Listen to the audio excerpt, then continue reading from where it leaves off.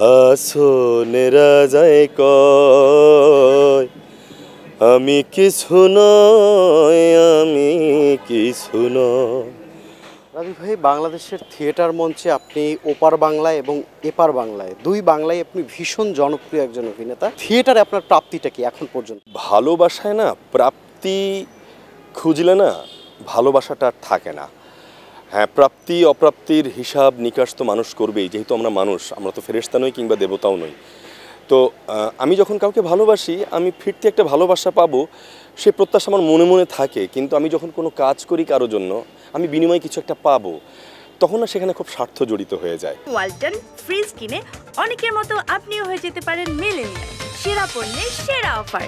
আমি থিয়েটার করি, আসলে টেলিভিশন কিংবা চলচ্চিত্রে আমি অতটা ভালো কাজ এখনও করবার সুযোগ পাইনি, যে কাজ দিয়ে আমি আসলে সর্বত্র সব শ্রেণীর মানুষের কাছে পরিচিত বা জনপ্রিয় হয়ে উঠি। খুব সৌভাগ্যবান অভিনেতা, আমি কষ্ট করে অভিনেতা, কিন্তু তার সঙ্গেও বলবো ভাগ্য যদি প্রসন্ন না হয় তাহলে আসলে কখনোই কাজ করা যায় না, খুব কঠিন হয়ে যায়।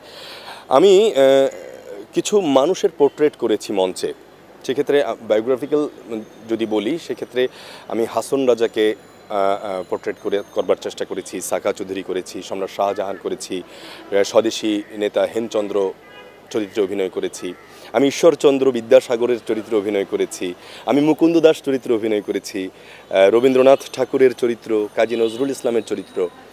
এই সমস্ত চরিত্রগুলোকে আমি মঞ্চে করবার সৌভাগ্য অর্জন করেছি। পাশাপাশি রবীন্দ্রনাথের অনেকগুলো কালজয়ী চরিত্র, উত্তীয়, অতীন, তারপরে বিশু পাগল, রক্তকরবীর, এই চরিত্রগুলোতে আমার কাজ করবার সুযোগ হয়েছে।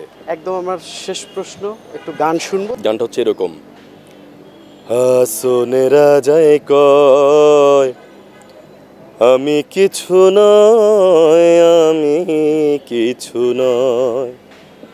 হাসনেরা যায় কয় আমি কিছু নয়, আমি কিছু নয়।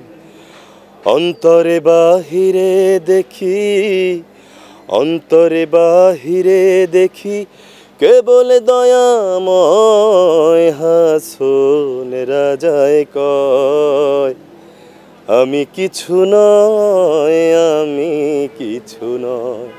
সত্যি আমরা শুধুমাত্র মানুষের জন্য কাজ করি। হাসন রাজার মতন করে আমারও ভীষণ বলতে ভালো লাগে যে আমরা কিচ্ছু না, অন্তরে বাহিরে দেখি কেবল দয়াময়। সৃষ্টিকর্তা আসলে আমাদেরকে পুতুলের মতন করে যেভাবে নাচাবেন, যেভাবে চালাবেন, সেভাবেই আমরা চলবো। তিনি পথ দেখিয়ে দিয়েছেন, আমরা সহজ পথ, সুন্দর পথ, আলোর পথের দিকে হাঁটবো, সেই প্রত্যাশা করি সবসময়।